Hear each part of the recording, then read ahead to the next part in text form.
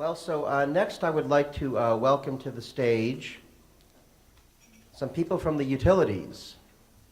This is really wonderful. From my first conference, it was almost pulling teeth trying to get utilities to participate. And everybody really wanted to hear from utilities. And if we can call to the stage David Batts from EEI, Ward Piles from Southern Company, James Sample from TVA, Mike Eccles from Salt River Project, and Rob Humphrey from Duke Energy. And to moderate, we're going to bring in Bob Lockhart from Pike Research. So David Batts joins us from the Edison Electric Institute, where he serves as the manager of cyber and infrastructure security. And actually, EEI is how many utilities?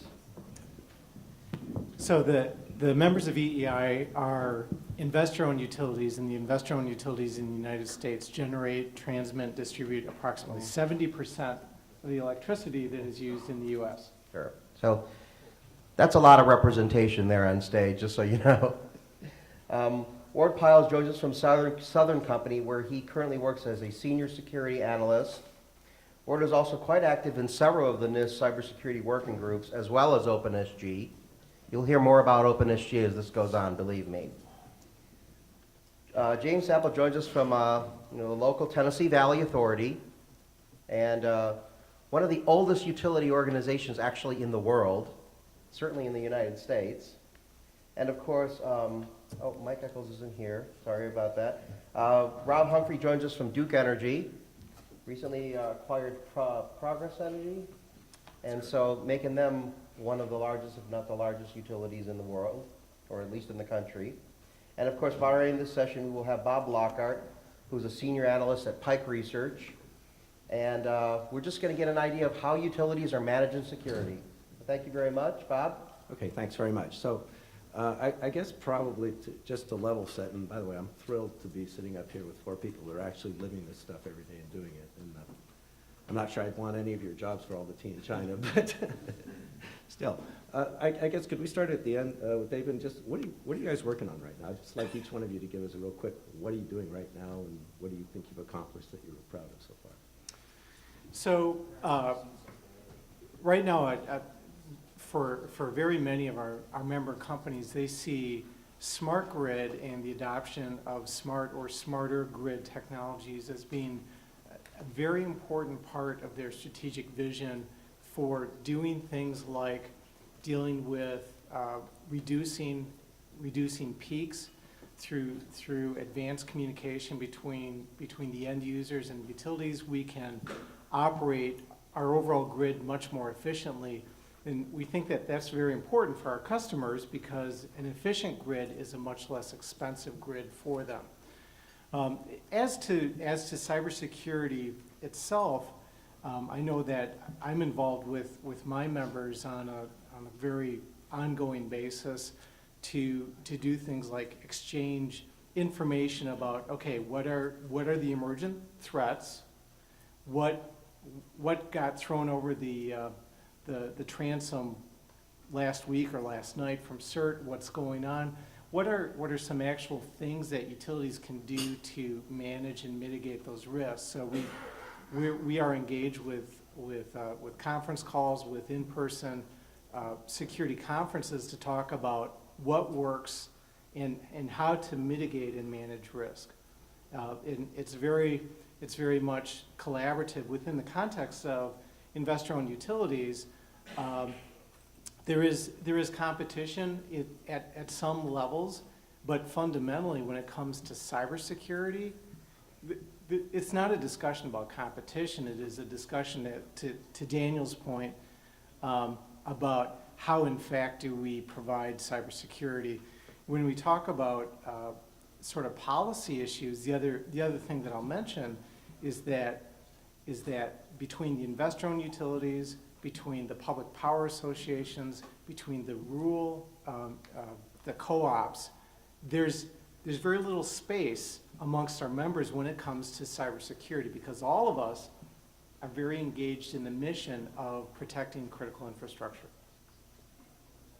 Okay, thanks. Ward? We're becoming expert jugglers.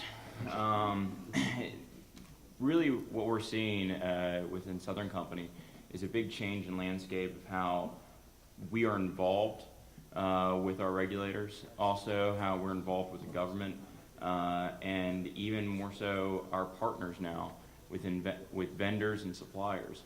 We're taking a much more active role in trying to understand what we're getting, not just from a business standpoint and what we originally intended for to get within the supplies, but also within the infrastructure and how it's going to be really affecting the larger landscape and the environment. So it's educating our internal folks that are very used to having their own domains within the opcos, within the different sections of and business operations within the different opcos. They're very in tune to how they work, but not necessarily the larger picture. So one of the big things that we're really expanding and changing within Southern Company is how the communications, how everything is being seen by the bigger picture throughout the infrastructure, because it isn't just one system. It is, especially with smart grid, and as it's all changing and developing, it's becoming an entire system that's interconnected, and really it's going to be affecting upstream, downstream, across the way, as well as from a regulatory perspective. How it's being viewed is changing, and that's what we're really looking at. Okay, cool. James? I'm not going to, we're doing a lot of the similar things as Ward had mentioned at TVA, so I'm not going to repeat a lot of the strategic. One of the areas we're focusing a lot of energy on is the practical application of the standards. Tennessee, TVA is a federal corporation, so not only do we have the the SIP standards, we're also under FSMA, the Federal Information Security Management Act, that applies to our facilities. So, as you can imagine, trying to implement those independently just does not work. And so we're working on what we call a unified control framework, where we're going through trying to normalize all of this information that we're getting from the standards groups, from the regulator, or from the regulations, from business risk that we're getting input from our business owners, and trying to put that through an engine that spits out a common set of controls and framework that we can apply across our both our transmission and our fleet. One of the things we're dealing with, as you know, is there are different threats, there are different footprints in generation and transmission. So it's taking and working with those operators to determine how to apply that to their specific business unit. The controls we apply at a fossil plant are different than the ones that we apply at a nuclear plant, is different than the ones that we apply at a transmission or a substation. At least the execution of it is different. So we're spending a lot of our time on how to actually get the standards implemented into day-to-day operations. A lot of the things that we're discovering is taking them and rounding them back into the business practices. We're having to change, you know, TVA is 75 years old. We're having to change 75 years of business practices and go in and in a short amount of time say, yeah, you've done this for 35 years or 50 years this way, but starting yesterday, we need to be doing it this way. How does that impact your operations? And so that's where we're spending a lot of our time at. Okay, Rob?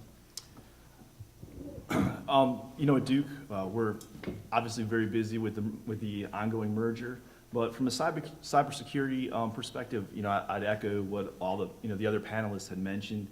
We're spending a lot of time looking at the NISTR, trying to go through the processes that it describes and apply that to Duke.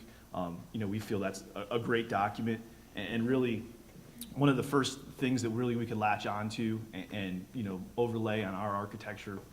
Also, you know, we spent a lot of time with our smart grid vulnerability assessment program. So we have ongoing testing efforts for all our projects. And then, you know, just securing all these new, you know, technologies that come out, spending time with electric vehicles, just basically staying involved with our business and making sure that security is at the forefront of all of this. Okay. So I think there's, what, probably the encouraging note there is we asked 4 security guys what their biggest concerns were, and we heard 4 business answers, okay? So I think it's a good thing that we're not, well, my DLP isn't working, or my antivirus, or this or that. And that's really encouraging, and you know, for a guy who's been in security a long time like myself, it's nice to see that we're doing business now, not just technology. One of the things I run into in some of my research, and I'll throw this open to all of you, is the criticality of how you manage change when you're bringing all these things out. You know, you mentioned changing 75-year-old business processes and that. How do you guys go about that? Are you actively involved in change management in your organizations, or are you just making sure it happens, or just hoping, or how do you address that? It's a great question, and change management is a very important control for utilities.